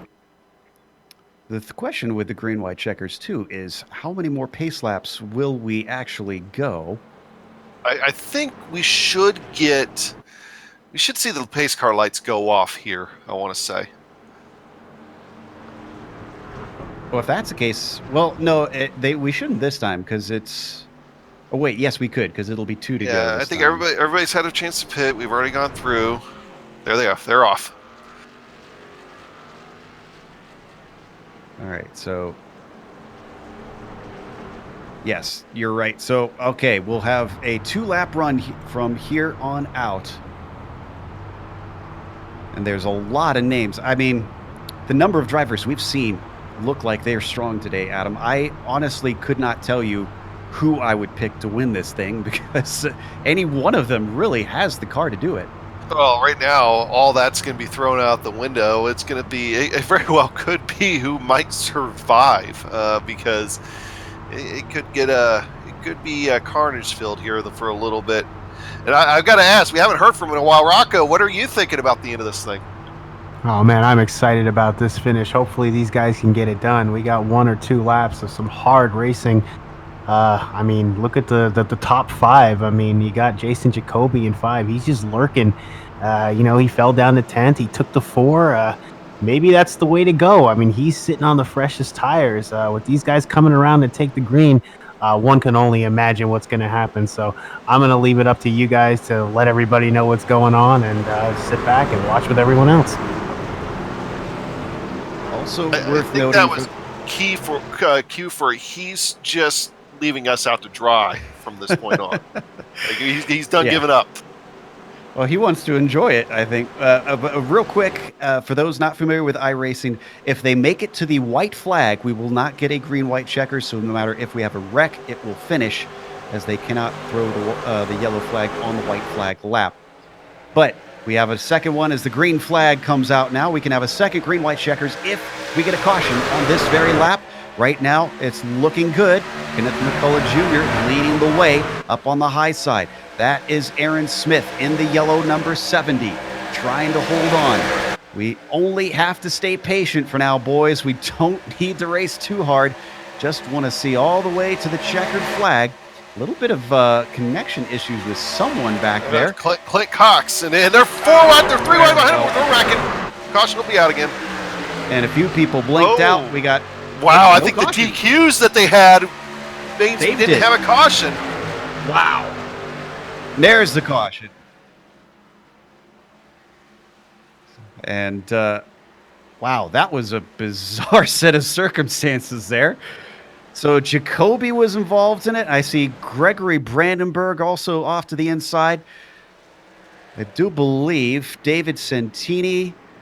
Yeah, Santini. Oh, Santini's one of the ones that DQ'd out. I honestly thought they got away with it with the cars. You can see them when they DQ out and they get disqualified. They disappear, and there's all the ones that were in the racing line.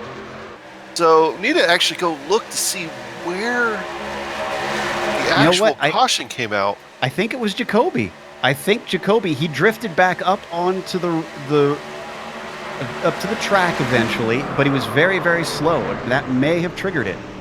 There's Brandenburg's incident.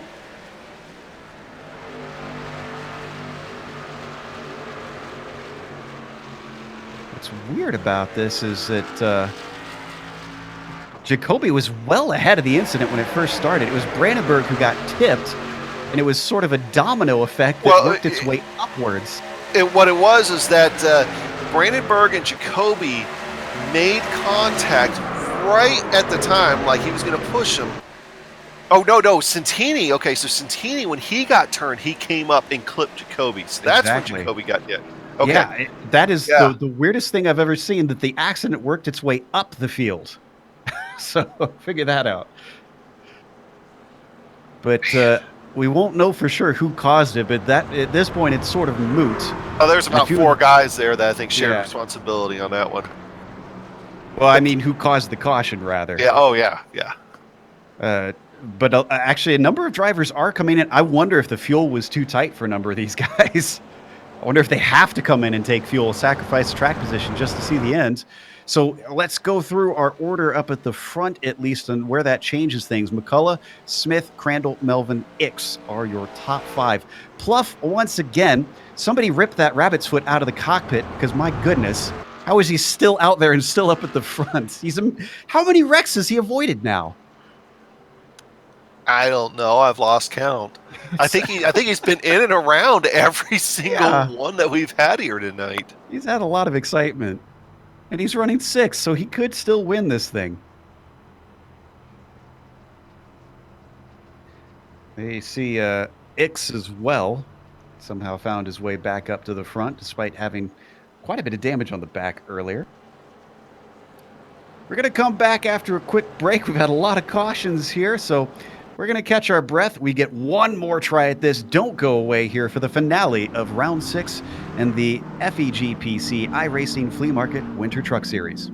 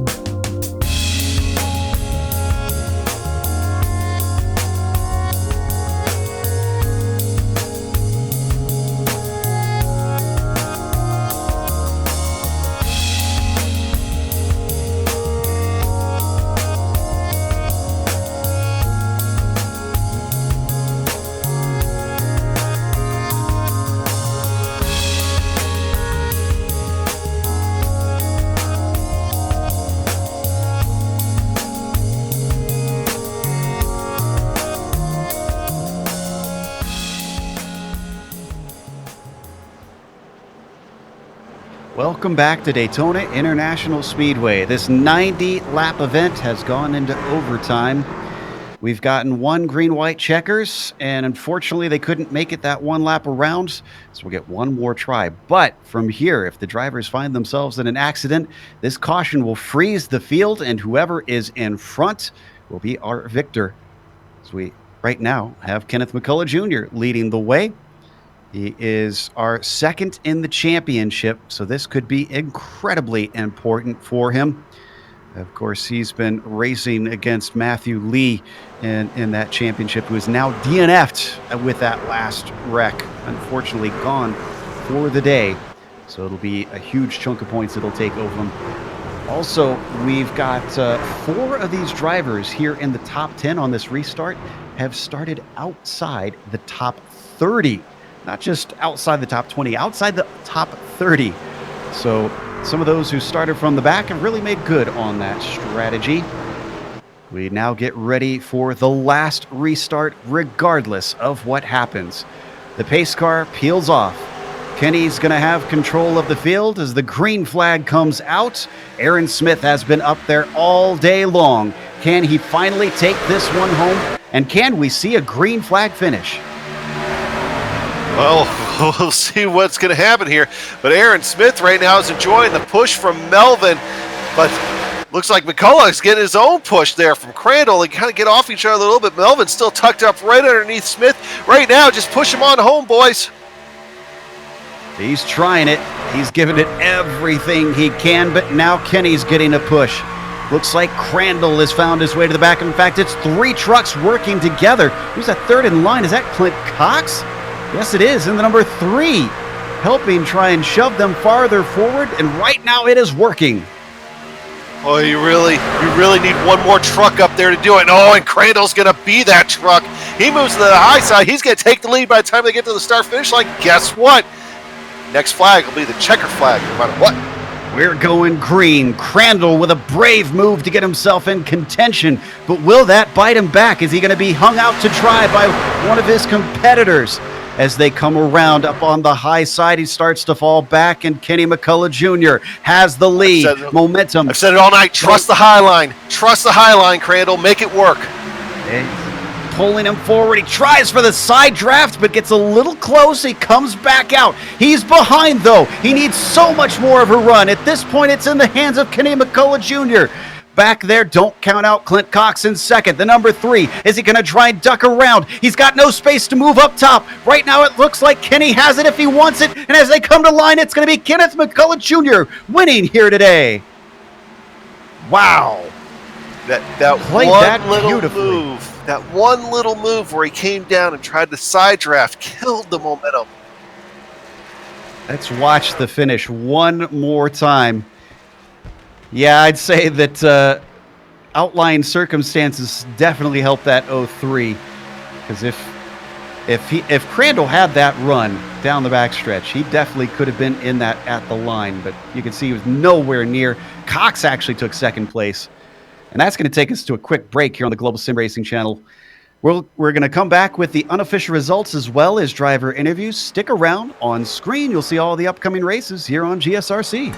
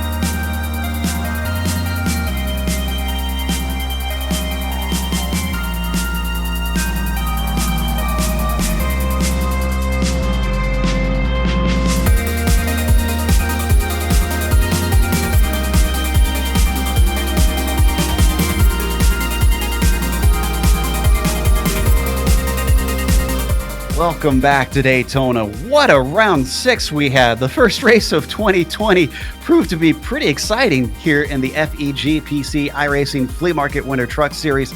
But Kenneth McCullough Jr. took another victory. It's his second of the season, and this actually should give him the points lead. Clint Cox finished in second, with Jeremy Crandall coming home in third. Matt Quick was fourth, having started 11th. By the way, Cox was 30th on the grid. Raymond Rittenauer, he came back into this thing. He was on the pole and he still got fifth. I'm sure he would have liked a little more, but Aaron Smith was sixth behind him. Andrew Melvin, another good one, from 31st to 7th. Tyler Pluff, who we are amazed at how he had managed to stay out of trouble as long as he did, 33rd to 8th. Tim No took 9th, and then Alec Conklin rounds out your top 10. Yeah, going to 11th place here tonight, you're going to find Eckenberg, Bothwell. Those are some names that, were kind of up front at one point or another. And Eckenberg, though, actually had to fight his way back up. Rucker, Ray Jackson, Gregory Brandenburg, Jason Jacoby was up front almost the entire race at one, here tonight, and just luck did not go his way. Jim Westerfield, Travis Rucker, Julia McLean, Kevin Sargent. How about Kevin Sargent? Now, that guy was a soldier here for today. After all those problems right there at the start of the race, to still come out in the middle part of this field. And everyone from beyond that was a lap down or more. In fact, quite a few DNFs towards the back because of those last few cautions, unfortunately, there as we cycle through those results. But we've got our winner ready to talk to us.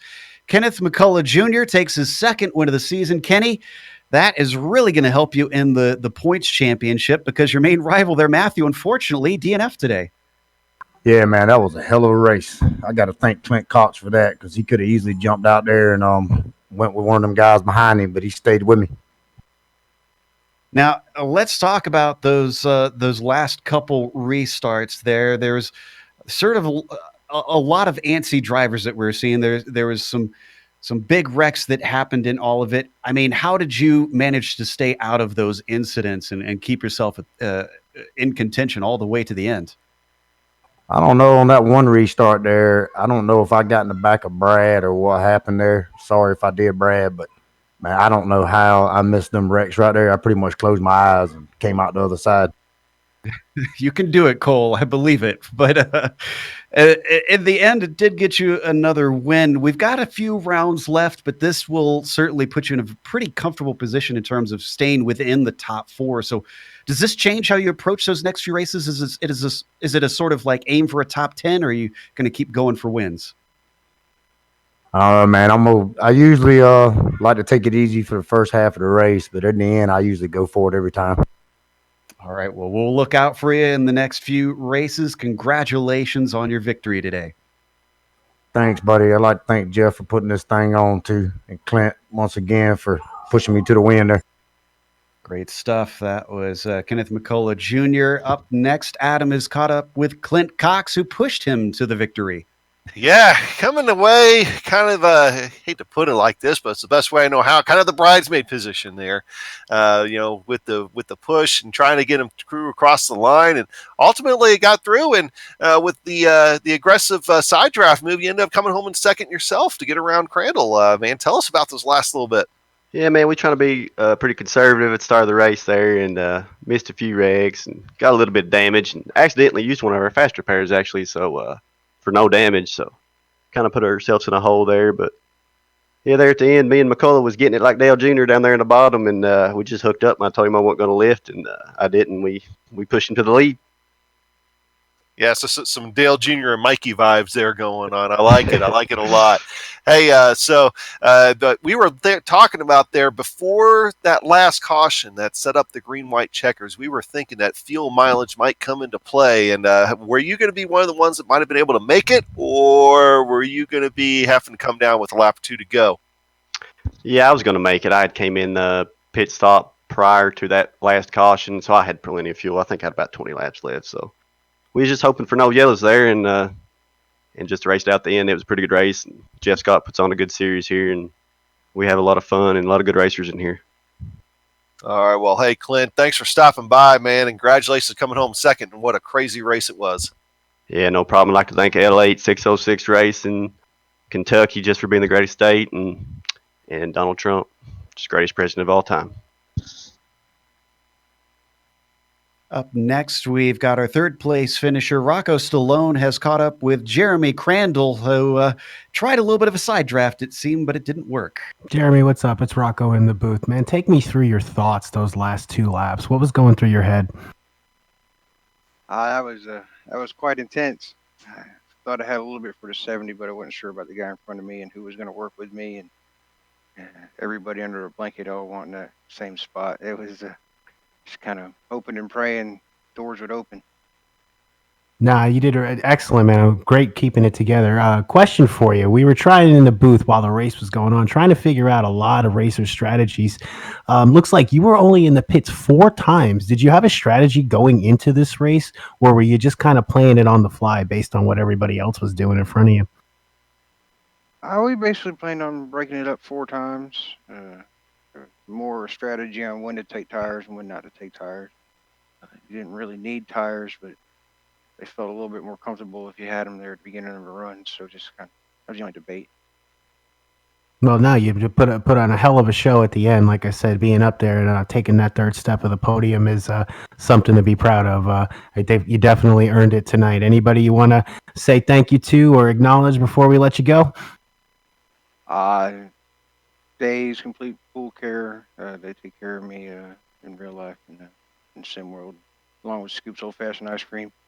Jeff for putting this on. You guys putting on a great broadcast. Josh, I hate that happened to him early in the race on my bumper. We were talking to each other, and I hate that happened to him, but he was a big help when he got wrecked out. He stayed in my ear, kept me calm, and got me through there. It's a great sportsmanship, man. Well, thanks for joining us on the post race, and good luck the rest of the season. Thank you. Hope to be talking to you guys again. That was Jeremy Crandall, third place finisher, and that rounds out our interviews. We're going to close up today with a big thank you to both of our sponsors. FEG PC, of course, a big sponsor here in this series, and if you want to check out what they can do for you, you can find them at fegpc.net.